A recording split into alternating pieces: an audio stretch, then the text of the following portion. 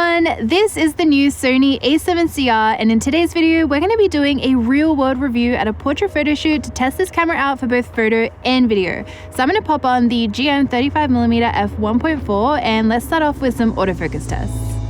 The Sony A7CR is a full-frame hybrid mirrorless camera body with a 60 megapixel back illuminated sensor. These human autofocus tests you're watching right now are all taken with the GM35mm f1.4, and I'm going to be a little quicker than usual with this segment because the A7CR features Sony's new real-time recognition AF with their AI processing unit that we've now seen in the A7R5, A6700, and A7C2. For all these examples, I have the camera set to continuous autofocus with a wide focus area to let the camera do all the work.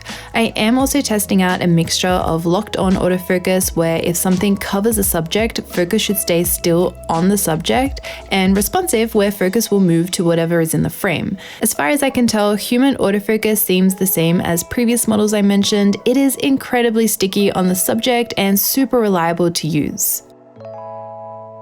Next, let's take a look at some animal AF with Evie and Olive. This camera has 693 phase detection AF points, which is the same as the A7R5 and includes human, animal, bird, insects, cars, trains, and airplane AF in both photo and video mode. I really love animal AF in video mode. It does a great job at keeping focus on the subject even when they turn around or are moving in the frame. In stills mode, I am mostly able to get photos of them with tack sharp focus on their iris, especially when they're directly facing the camera. When their eye is at a bit more of an angle in the frame, I find that I get a mixture of shots with focus on their iris or fur. Now, moving on to our photo shoot where we can take a better look at handling and image quality. Our model today is Yasmin, Lydia is on hair and makeup, and Dan is filming the behind the scenes. Also, this video is not sponsored by Sony. I do want to say thank you to Sony Australia for getting this camera in my hands early so I can make this review, but as usual, this is not paid. They don't ask me to say anything and they don't review my video before it goes live. All thoughts and opinions are completely my own. I'm using two lenses for this portrait photo shoot today, and I'm starting off with the GM35mm f1.4. I have my white balance set to auto so we can see how it handles skin tones in different lighting situations, and as always, I will be sharing a 100% crop of the unedited photos so you can see all the details, and afterwards, a full view of my edited version. So make sure you switch the video over to watch in 4K so you can see it in the highest quality. Oh, the buffer's filled up. That looks beautiful.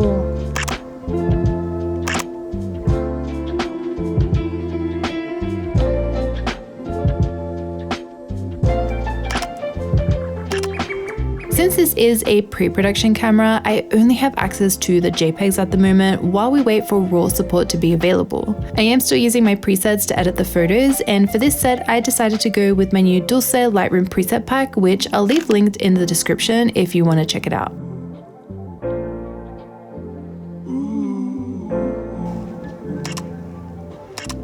This camera body is very interesting to me. It is crazy to think that they've put this 60 megapixel R sensor into a tiny little compact camera body for being able to take high resolution images when weight and size matters. It's really cool.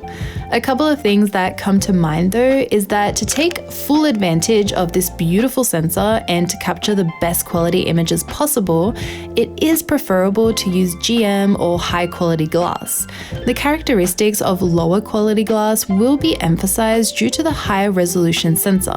So using sharper glass, which is typically larger and heavier, will make this compact camera a bigger setup. This camera weighs 515 grams and is in the same size body as the A7C2. It's similar to the A7C, but with a slightly larger and more comfortable grip, which I'm very happy to see. Ergonomically, I think it's as comfortable as it can get for a very compact full-frame camera body. It was a little tiring to hold for photo shoots that last over an hour, but much better than the comfort of the A7C. Oh, it's a bit backlit too. That's so pretty. I feel like if you're just like out here in the sun. Oh, that's so creepy. What the hell? The A7CR features a flippy screen, the new dual-layered mode dial that I really like. It has 2 custom buttons, a customizable dial in place of the old exposure compensation dial, and I am so happy it has a front dial, which I normally use to control my shutter speed. So there are now enough buttons and dials, in my opinion, to be able to control all the main settings for shooting in manual mode: shutter speed, aperture if your lens doesn't have an aperture ring, and ISO. The A7C didn't have this front dial.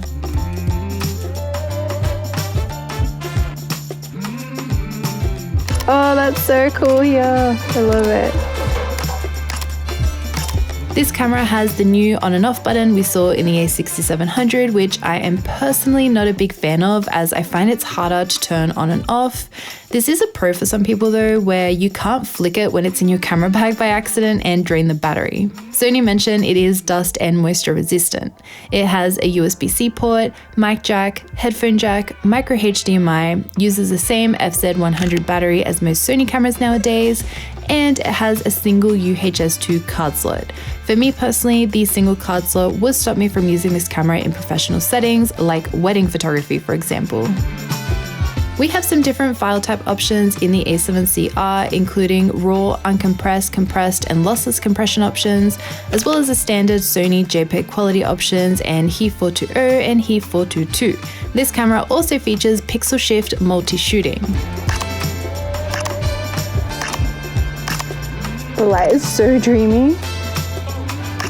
Just like my autofocus test earlier on a tripod, at a real-world photo shoot, I found AF to be very sticky and so reliable.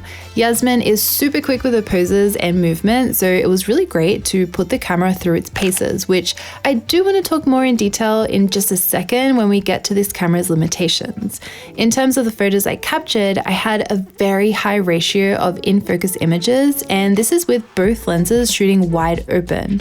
I also really enjoy what the images look like straight out of camera. Skin tones look great and colors are very true to life. Auto white balance did a great job throughout.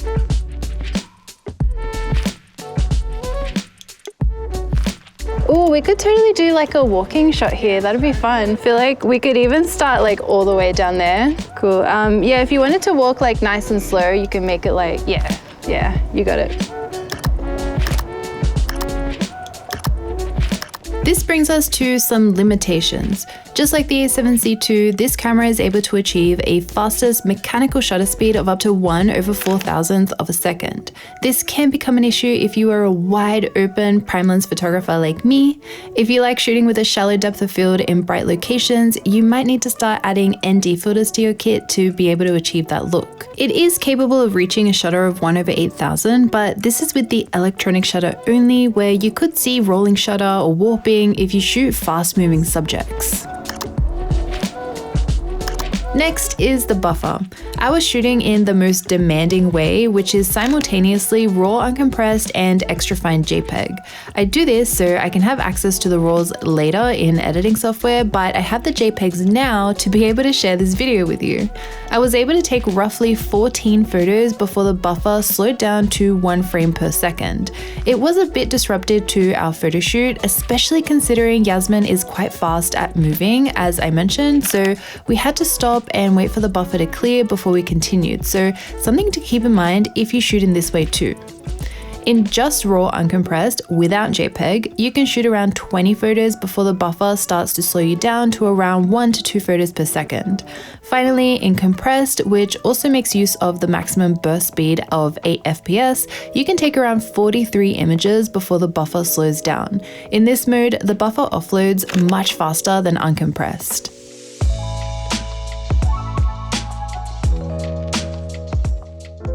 Next, we have Dan filming video handheld with the GM 24mm f1.4.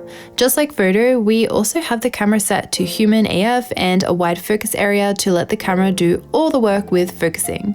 In case you skipped past it, my examples of animal AF in video mode are back towards the beginning of this review. These shots of Yasmin are all filmed in S-Log 3, and I am using my own Rec 709 conversion LUT. The A7CR is capable of filming in up to 4K 60p with about a 1.2 times crop or 4K 30p full frame, and films in 422 10-bit. Human autofocus worked really well and was easy to rely on. The video files are beautiful as well. They are super clear with great colors and tones. I can easily see this camera being used for photo and video quite evenly. This camera features 7 steps of IBIS with 5 axis in body. Here are some cropping examples of filming in 25 versus 50p, as well as when turning active image stabilization on and off. This camera also features auto-framing, which I can see coming in really handy in a high-resolution camera like this, so here are some examples of what that looks like. I ran an overheating test indoors filming in 4K, and the temperature symbol popped up after around 50 minutes of recording. 1 minute before my 256GB card filled up, internal temperature got too high and switched the camera off. I wasn't able to record for more than 5 seconds after that. It just kept turning the camera off. So it films for a good amount of time, but then takes a while to cool down to be able to continue filming. So now we're going to do a vlogging test. So I currently have the A7CR on Adobe, and I've got the new 16 to 35mm f2.8 GM2 lens, which I also uploaded a review video right at the same time as this camera body. So I'll leave that link down below if you want to watch it.